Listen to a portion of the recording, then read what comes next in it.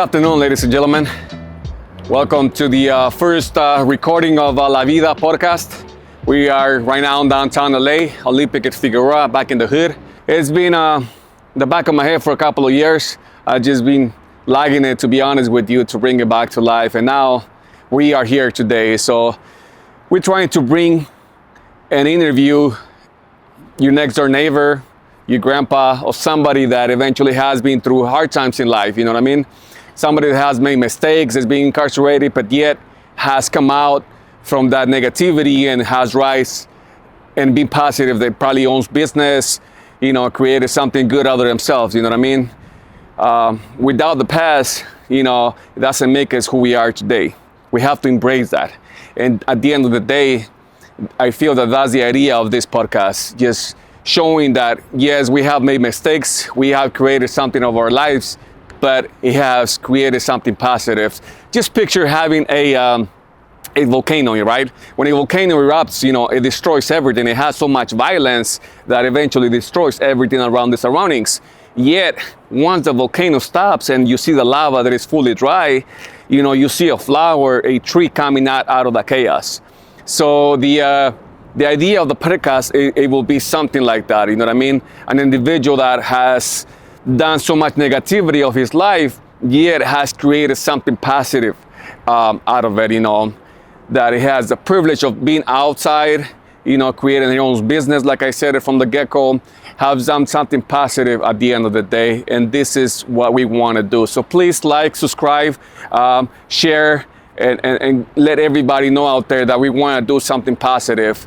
If you have someone, a relative, a friend, a grandpa, an uncle, you know, somebody that you feel that has the story, please comment, share it to the messaging or whatever you feel like it. You know, it will be in YouTube, on all the media platform, you know, messaging and stuff like that. And we'll try to help as much as possible, and we'll try to create a bigger idea overall, and let us know if you like it or not. You know, any type of feedback is positive. I don't care how you feel like it. You know, just let us know so we can try to change and make it as good as possible for your likes. All right, the reason why we chose this area to start our first podcast is this is my background. This is where I grew up. This is my neighborhood, and I have a lot of good and bad memories here. You know what I mean? Right behind me at the end of the alley, that's where my brother got incarcerated. You know, he's doing 50 to life without possibility of parole. Yet I'm here, I'm outside doing a lot of things different. At the end of the day, it's a blessing in disguise. Little bit of my background. I was born in Mexico. I came here in 1989. The first time when I got here, I eventually got in Rampart Division. You know, at that time, it was just a really active area. You know, I got the privilege of meeting a lot of individuals from that area, and you know, they were definitely a lot different than what it is today. You know, slowly I started going to Berendo High School, Berendo Junior High, Belmont High School, and you know, affiliation, it was just all over the place. You know, it was a must. You needed to be part of something at that time. I don't make any excuses at the end of the day, because I feel that every decision that we make is a selfish decision. The reason being because at that time when I took the decision, I felt that it was okay for me. You know, I'm not blaming my parents or my relatives, you know, it's my own decision, you know, and I feel that I need to embrace that. And that's what makes me who I am today as a grown-ass man, you know. Then I became affiliated, and, you know, things started changing, you know, alcohol, drugs, and pretty much all the good stuff. I said good stuff because at that time, that's what I wanted to do. You know, I had a privilege of having my kids. Slowly it started changing, but I was already involved in the alcohol and the drugs. That is difficult for me to, it was difficult for me to admit that I had a problem yet, because I always said, oh yeah, I'm not alcoholic, oh, I don't need drugs, I can stop tomorrow, but I never did. It was just constantly mistakes to mistakes and mistakes, you know what I mean? And got it to a point that I just felt that I was just making a fool out of myself. I was just making a fool out of my relatives, my friends. You know, I had good friends that there were sometimes that they were able to take care of me, you know, my brother Chico, JJ, everybody out there, that we bonded together from our flaws, you know what I mean? And we created this bond together that eventually made me realize that it wasn't okay for me to keep drinking. It wasn't okay for me doing drugs. At the end of the day, it was going to either be incarcerated or being dead, you know what I mean? Like everything else. So slowly started changing and making decisions, and I stopped drinking. So, you know, been sober for about 5 years, give it or take. And it has changed on a way that it makes me think different. It makes me realize that it was a good decision overall. I feel that the addiction itself it's to make an excuse so we can allegedly forget our past or the things that we've been through in life. And by making excuses and going to the easy route as drinking or doing alcohol or whatever case might be that you like, you know, that was an excuse to just go back at it, you know what I mean? When I grew up in Mexico, I had a little bit of a difficulty as a young kid, you know what I mean? I had a story. Usually I don't say that as much because it's personal, but at the end of the day, I'd rather be raw with you guys so you can have a little bit of understanding of where I come from. I was about maybe 5, 6 years old. I remember that pretty well for the fact that it's really, really marked in the back of my head. I had a relative of mine, my aunt, that eventually I wanted to help her to go wash dishes, right? So I'm over here excited. I said, hey, can I help you wash the dishes? And I got a pile, maybe like 2 plates and a cup on top of it. And that cup was given to her by allegedly at that time a boyfriend. Long story short, I lost my balance, and the only thing that I felt it was that cup. And it broke in the floor. At that time, that person, I don't know what was going on in her life, and she got upset. You know, she started telling me all kinds of stuff in Spanish, and you know, she's like, oh, I'm gonna cut you in pieces and I'm gonna eat you. You know, I'm 5 years old, you know, I'm over here afraid, you know. So she was so upset that eventually grabbing to the floor, got a piece of that cup that I broke, and eventually got my wrist and cut it straight in there, you know what I mean? And her words, it was, I want you to feel the same thing that what the cop felt. You know what I mean? Right now I'm laughing and I kind of giving you a smirk, but it marked me in the back of my head, you know. Imagine a 5-year-old kid going through that. It's just, it wasn't okay, you know. From that point over, I started getting rebellious. I started going out into the streets, to be honest, in Mexico. I slept on the street several times, way before I was 10 years old, you know what I mean? I just used to leave my house for the fact that I just wasn't safe and I didn't feel comfortable with my own relatives, you know what I mean?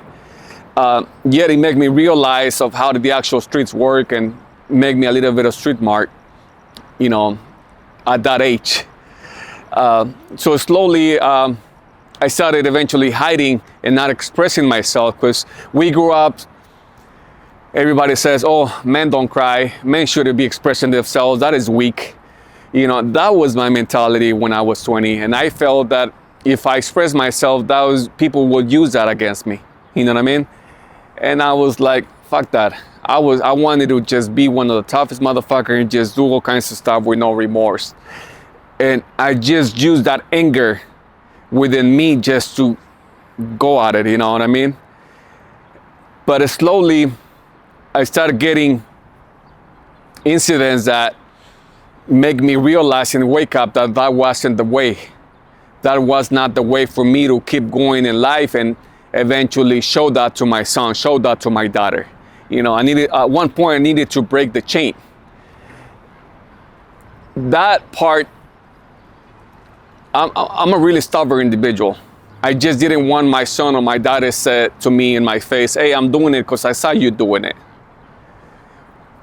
And then slowly, I'm like, I'm gonna feel like shit, you know.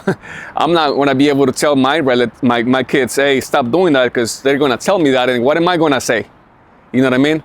So slowly I started getting my shit together, to be honest with you, and I started working in construction, and helping plumbers. And at that time, and it was in 99, a relative of mine was hired to be a helper in plumbing. And I was already working in construction, and he's like, hey, they're hiring more people. Are you interested? I was like, sure. Is there more money? They're like, yeah. At the time, I was 19 years old. They were paying me like $350, $19.99. To me, that was a lot of money. I didn't have no kids. I was just living with my grandpa, my relatives. So it was just, that's all I wanted. I was digging for about 2 years.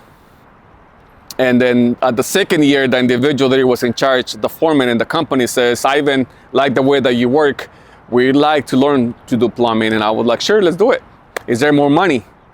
But without understanding the consequences of what I was doing and saying at that time, meaning that I didn't know what I was getting myself involved into. You know what I mean? And then slowly I started learning the plumbing trade. I slowly started to see the bigger picture, and then it helped me eventually to kind of leave certain things and focus into my work. You know what I mean? I became an individual that I was like, I don't see myself working for somebody. So I got to one point that I went to DVA and established my business, and I opened my business about 15 years ago. An individual that I wasn't born here, didn't have documents at that time, you know what I mean? And there's always loop in the system. It's just, if there's always a will, you know, there's always a way to do certain things, as long as we want to do it, you know what I mean? I just felt that I needed more. I wanted more. I needed to, I like a lot of stuff, to be comfortable, live comfortable, and give what my kids want, you know what I mean? Have a decent place, a decent house. And, you know, I could have won drugs, I sold drugs, but at the end of the day, it wasn't working for me. So long story short, my business has been established for 15 years.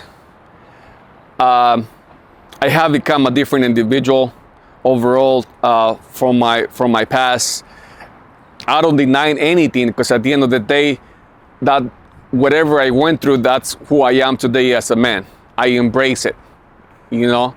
I'm not here to make up an excuse to anybody, because at the end of the day, like I said before, my decisions were done within me. I wanted to do them, and that's the consequences, you know? And I need to deal with them. I'm not here to pinpoint or say it was somebody else's fault, or it was my parents' fault, or I didn't grow up with them. No, not at all. I feel that it's my decision, and I need to deal with that, you know, regardless of the situation. I'm not here to make an excuse. I thank my parents for giving me a life, even though we were not together all the time, yet without them giving me life, I wouldn't be here.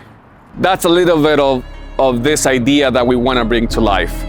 The podcast of La Vida, it's an idea that it was just to bring individuals like myself, like I said, like your neighbor, your parents, your uncle, your brother, or someone that has been through hard times in life, yet has created something beautiful out of itself, you know, out of that, you know.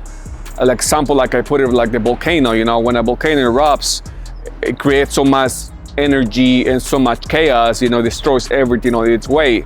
Yet when it dries, the lava, you know, you see a flower, a plant, a tree growing out of that, you know what I mean? And it's just an example, as after we go through things in life, we just want, at the end of the day, we have the privilege of being alive or be outside, just to create something out of it, you know, be in peace, give what our family deserves. And this is the idea of creating La Vida Podcast, you know. So again, thank you for the views, thank you for all of that, and just, you know, give us a feedback. Let us know what you think about that, if you're okay with that. Who do you want us to interview? This will not be your average podcast. The idea of this is we're gonna go to the interview people premises. You know, we want to go to their shops, we want to go to their house, we want to go anywhere they feel comfortable with, so they can show who they are, you know what I mean, what their background, where they're coming from, and who they are today as an individual. That is the idea of the podcast. So if you know someone that you feel has this the same background or the same idea, put their name on the bottom, do a comment, message us. We'll have this be ready on Instagram. We'll have this in YouTube, everywhere. So just let us know what you think about this. Let us know if this is something that you like for us to keep going and move forward, and pretty much go from there.